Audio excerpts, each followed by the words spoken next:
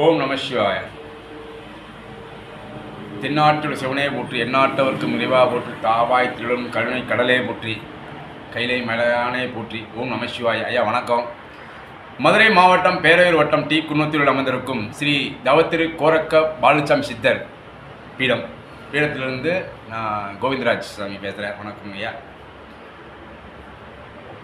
ஐயா, நம்ம ஒவ்வொரு அமாவாசை, பௌர்ணமி, தேய்பிறை அஷ்டமி, முக்கியமான விசேஷ நாட்களில் பூஜைகள் நடக்கும்.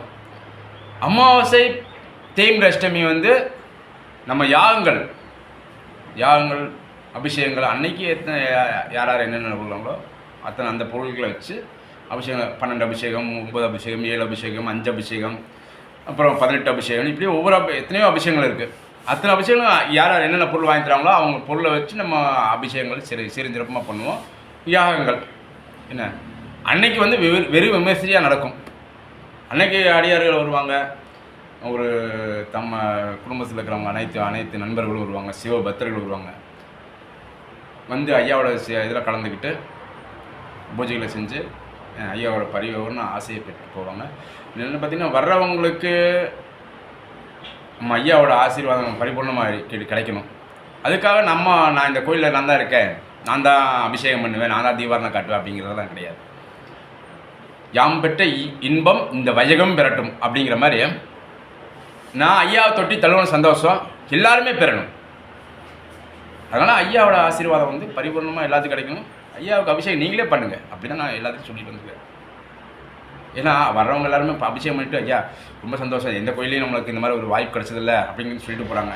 அந்த சந்தோஷம் அதுதான் நம்மளுக்கு ரொம்ப முக்கியம். அந்த ஒவ்வொரு வருடையும் செஞ்சுட்டு போகிறோம். நீங்களும் வாங்க, கலந்துக்குங்க. ஐயாவோட அபிஷேகத்தையும் நீங்களே சரி விமர்சையாக நடத்துங்க. என்ன ஐயாவுக்கு அலங்காரங்கள் நீங்களே பண்ணுங்கள். ஐயாவோட ஆசீர்வாதம் பரிபூர்ணமாக வாங்கி. சித்தர்கள் ஆசீர்வாதம் கிடைக்கிற சாதாரண விஷயம் கிடையாது. இவன் ஆசையின்றி அவன் அருள் கிட்டாதுன்னு சொன்னாங்க. என்னென்னா, குருவோட ஆசீர்வாதம் இல்லாமல் சிவன் அருள் பெற முடியாது.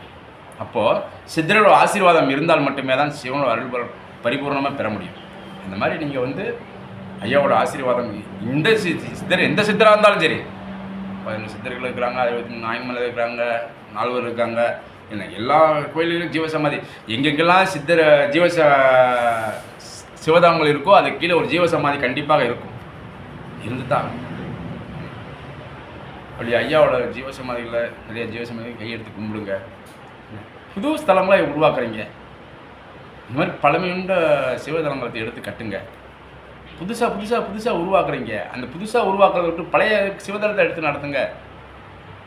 ரொம்ப அருமையாக இருக்கும். என்ன அதாவது சாதாரணமாக எடுத்து நடத்த முடியாது. அவன் அருளால் அவன் தாள் வணங்கி அவரோட அருள் இருந்தால் மட்டும்தான், பரிபூர்ணமாக இருந்தால் மட்டும்தான் நம்ம ஒரு கோயில் எடுத்து நடத்த முடியும், ஒரு கோயிலுக்கு செய்ய முடியும். இந்த மாதிரி நம்ம கோயில்களில் சித்திரப்பீடங்களில் ரொம்ப முக்கியமான விஷயம் என்னென்னு கேட்டிங்கன்னா, அவங்களோட ஆசீர்வாதம் இல்லாமல் எதையும் செய்ய முடியாது. ஆனால் அதுவே செய்கிறதுக்கு வாய்ப்பு கிடச்சிருக்குன்னா பெரிய விஷயம். என்ன நம்ம கோயிலில் ரொம்ப நாளாக போர் வசதி இல்லை. ரோடை கடந்து போய் தான் நாங்கள் தண்ணி எடுத்துகிட்டு வரணும். டெய்லியும் பார்த்திங்கன்னா ஒரு 10 கூட, ஒரு டெய்லியும் சொல்ல முடியாது, வீட்டுக்கு வேணுங்கிறது நம்ம சாப்பாடு செய்கிறதுக்கு அதுக்குள்ள ஒரு 10, 20, 30 கூட சேமிக்க வேண்டியிருக்கும். அது போக அமாவாசை, பௌர்ணமி, வெள்ளி, செவ்வாய் இந்த மாதிரி நாட்களில் அபிஷேகம் பண்ணுறதுக்கு தண்ணி இல்லை. ஒரு போர் போடலான்னு முடிவு பண்ணியிருக்கு. ஏற்கனவே ஒரு வீடியோ போட்டிருந்தேன். அந்த வீடியோவை பார்த்துட்டு ஒரு அம்மா உதவி செஞ்சாங்க. அப்புறம் மலேசியா ஒரு சில பேர் உதவி செஞ்சாங்க. ஒரு 15,000 ரூபா பக்கம் வசூலாகிருக்கு.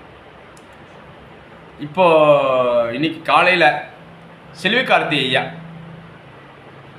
ராம்நாட்டில் வசிக்கிறாரு. ஐயா ஒரு 520 ரூபா போட்டிருந்தாரு.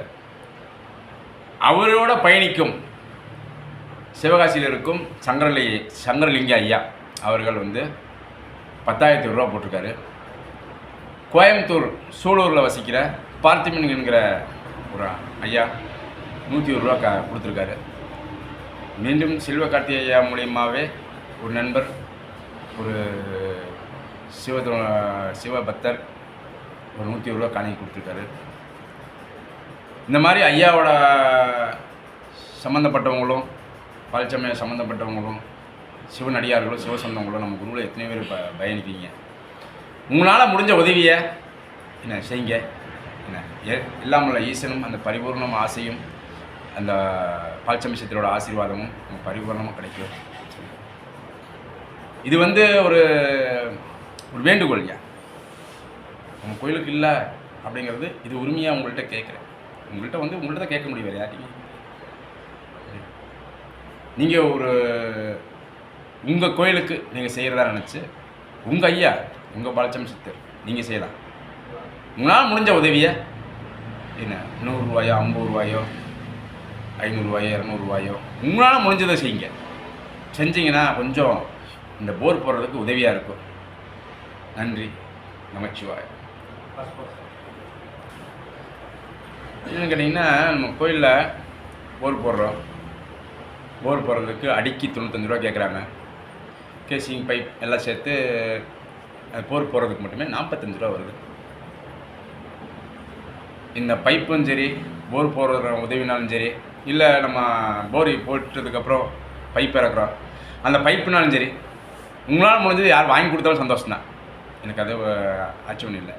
ஏன்னா நீங்கள் கோயிலுக்கு செஞ்சால் போதும். எனக்கு உங்களால் பைப்பு என்ன மோட்டர் சர்வீஸு உங்களுக்கு உங்களால் என்ன முடியுமோ அதை செஞ்சு கொடுத்தீங்கன்னா பெரும் உதவியாக இருக்கும்.